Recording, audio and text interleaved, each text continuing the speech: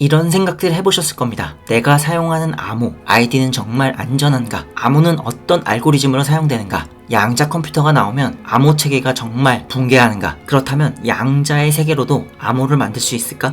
오늘 차근차근 알아보도록 하겠습니다. 남의 것을 훔쳐보는 혹은 엿듣고 관음을 즐기는 사람들이 있었습니다. 게임을 할 때도 맵팩을 키고 하시는 분들이 있습니다. 참고로 저는 아닙니다. 아무튼 뚫고 싶어하는 사람이 있으면 막고 싶어하는 사람들도 있습니다. 온라인상에서 우리는 그들을 해커와 화이트 해커라고 부릅니다.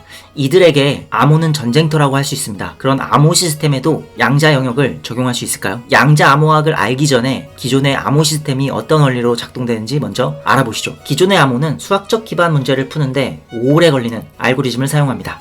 컴퓨터가 계산기인데 수학적 암호를 사용하면 바로 뚫리는 거 아니야? 라고 하실 수 있는데 소인수분해, 이산 로그 문제 등으로 지금의 컴퓨터 연산으로도 오래 걸리는 문제, 그러니까 컴퓨터로 노가다를 해야 하는 문제들을 암호 알고리즘으로 사용합니다. 소인수분해 다들 아시겠지만 숫자를 소수의 곱수로 표현하는 과정입니다. n은 6을 소인수분해하면 2 곱하기 3 이렇게 표현이 가능하고 정말 쉽게 표현이 가능합니다. 다만 수백 자리 이상의 숫자를 소인수분해하는 것은 수백만 년 이상 걸리는 일이기 때문에 암호에 사용되고 있습니다. 즉 n의 값에 자릿수 몇백 자리를 늘리면 n을 소인수분해하는 것이 어렵기 때문에 n의 값을 공개키로 사용하고 소인수를 알지 못하면 n을 소수의 곱으로 분해할 수 없으므로 복호화 과정에서 필요한 비밀키를 생성할 수 없게 됩니다. n은 공개키, 소인수는 비밀키를 만드는 데 사용합니다. 이제 암호문을 해석할 수 있는 키를 준비해 둡니다. 이 키는 암호화된 문장을 컴퓨터가 풀 수 있도록 열쇠를 준비해 둔다고 생각하시면 됩니다. 예를 들면 유튜브에 접속할 때 우리가 가지고 있는 키와 유튜브가 가지고 있는 키를 문장을 암호화하거나 복호화하는 데 사용합니다. 같은 키를 들고 확인하는 방법이 있고 다른 키를 가지고 확인하는 방법도 있습니다. 같은 키와 다른 키 모두를 들고 확인하는 방법도 있습니다. 그럼 지금의 방법도 많이 안전한 거 아니야? 라고 할 수 있겠지만 기존의 암호 방식에는 약점이 두 가지가 존재합니다. 첫 번째는 양자 컴퓨터가 나오면 앞에서 말씀드린 노가다 수학 문제, 소인수분해 연산을 사용하는 모든 컴퓨터들이 해킹 위험이 생기기 때문입니다. 양자 컴퓨터는 노가다 문제를 엄청나게 빠르게 풀 수 있습니다. 기존의 컴퓨터상에서 소인수분해에 대한 다항식, 시간 알고리즘은 알려져 있지 않습니다. 하지만 양자 컴퓨터에서는 다항식, 시간 소인수분해 알고리즘, 쇼 알고리즘이 존재하고 있습니다. 여기에 비트코인도 양자 컴퓨터에게는 무력화될 수 있습니다.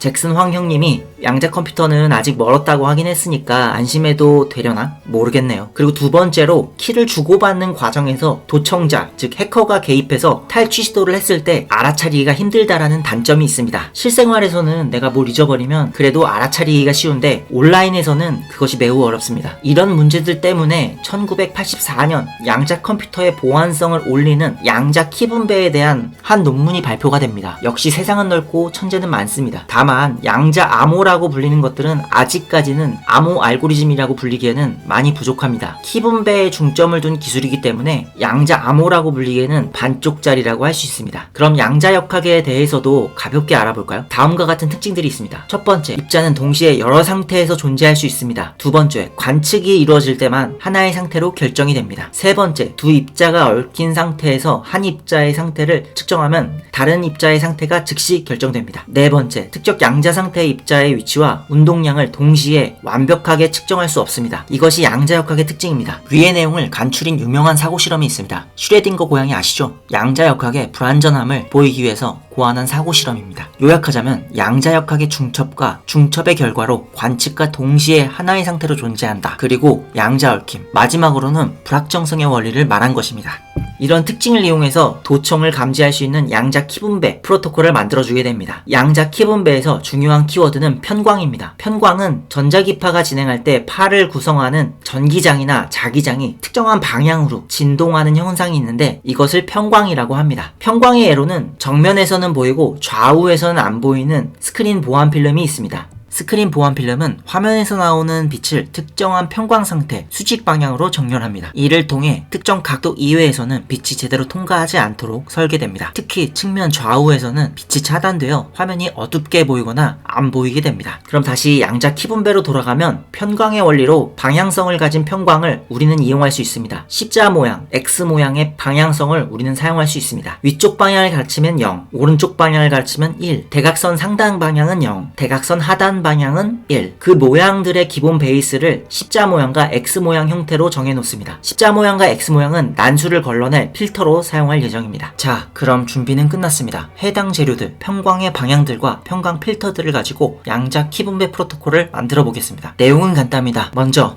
송신자 앨리스가 임의의 비트를 생성합니다. 비트를 전송한 평광 신호로 변환하기 위해 필터를 하나 선택합니다. 0인지 1인지 상관없이 십자가나 X를 선택해줍니다. 앨리스의 평광 필터는 암호를 잠그는 열쇠로 사용됩니다. 필터에 대응되는 평광 신호를 생성하고 양자 채널로 보내게 됩니다. 수신자 밥은 측정하기 위해 평광 필터를 임의로 선택합니다. 임의로 선택한 평광 필터는 암호를 여는 열쇠로 사용됩니다. 선택한 평광 필터로 값을 측정하여 복원합니다. 앨리스와 밥은 퍼블릭 채널을 통해 같은 필터를 사용했는지 여부를 검증하게 됩니다. 같은 필터를 사용한 비트에 대해서만 보관을 하고 서로 다른 필터를 사용한 비트는 제거를 합니다. 그럼 같은 필터 사용으로 보관된 숫자들이 나오는데 그 숫자를 비밀키로 사용하는 겁니다. 이 비밀키를 가지고 예를 들어서 헬로우라는 문장을 데이터 암호화 과정을 거쳐서 읽기 어려운 형태로 바꿔주게 됩니다. 이것을 좀 쉽게 풀면 A라는 사람과 B라는 사람이 있습니다. 두 사람 간에 비가역적 이전으로 돌릴 수 없는 신호를 보낼 수 있습니다. A는 신호를 보낼 때 무작위로 암호를 잠그는 열쇠를 사용합니다. B는 이 신호를 받을 때 무작위로 암호를 여는 열쇠를 선택합니다. 두 사람이 나중에 사용한 열쇠 정보를 서로 교환한 뒤 일치한 경우에만 암호를 확인하는 겁니다. 여기에서 중요한 점은 도청자 C가 몰래 신호를 가로채려 하면 신호가 망가지게 된다는 것입니다. 이유는 A가 보낸 신호는 단 한 번만 측정할 수 있고 잘못 측정하면 원래 상태를 잃어버리기 때문입니다. 결국 A와 B는 도청자를 감지하고 안전하다고 판단된 신호만으로 서로 비밀키를 공유하게 됩니다. 양자역학의 특징인 복제 불가능성의 원리, 측정 후 붕괴 등 비가역적인 현상 때문에 단일 광자를 정확하게 측정할 수 있는 기회는 단 한 번으로 제한되고, 그래서 중간에 도청 관측된 평광 신호는 상태가 변경 혹은 측정되면 붕괴가 되기 때문에 송신자 앨리스는 누군가 나의 신호를 도청 관측하고 있어라고 바로 알아차리고 신고할 수 있는 겁니다. 세상에 완벽한 것은 없겠지만 그래도 이 정도 양자 분배키를 활용한다면 양자 컴퓨터가 상용화되더라도 아직은 안전하지 않을까 생각해 봅니다.